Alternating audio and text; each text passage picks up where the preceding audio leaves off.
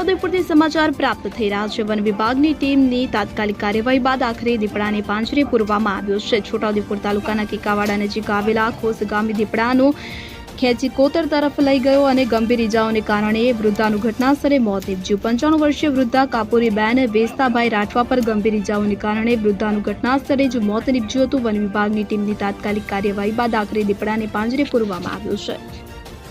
તારીખ 15/9/2025 રોજ મોદી ખોસ તાલુકો છોટાઉદેપુર ખોસ ગામે એક વયોવૃદ્ધ 95 વર્ષના આધેડ મહિલા ઉપર દીપડા દ્વારા હુમલો કરી અને વૃદ્ધાનું મોત નીપજાવેલ હતું। એ દીપડાને રાત્રે સમય દરમિયાન વન વિભાગ દ્વારા પાંજરા ગોઠવી અને તાત્કાલિક એને પકડવાનો કેટલો ગતિમાન કરવામાં આવેલા હતા। જે આજરોજ સવારે 4 કલાકના અરસામાં દીપડો પાંજરે પૂરાતા ગામ લોકો રાહતનો શ્વાસ લીધો છે અને સાથોસાથ અમે ગામ લોકોને અનુરોધ કરીએ છીએ કે સાંજના સમયે અને વહેલી સવારે એકલ દોકલ ન નીકળે અને સાવચેતીના ભાગરૂપે પગલાં લેવા માટે વન વિભાગ સતત પ્રયત્ન કરીએ છીએ। ત્યારે ગામ લોકો પણ આ રીતે એને એકલ દોકલ ન ફરવા માટે અનુરોધ કરીએ છીએ।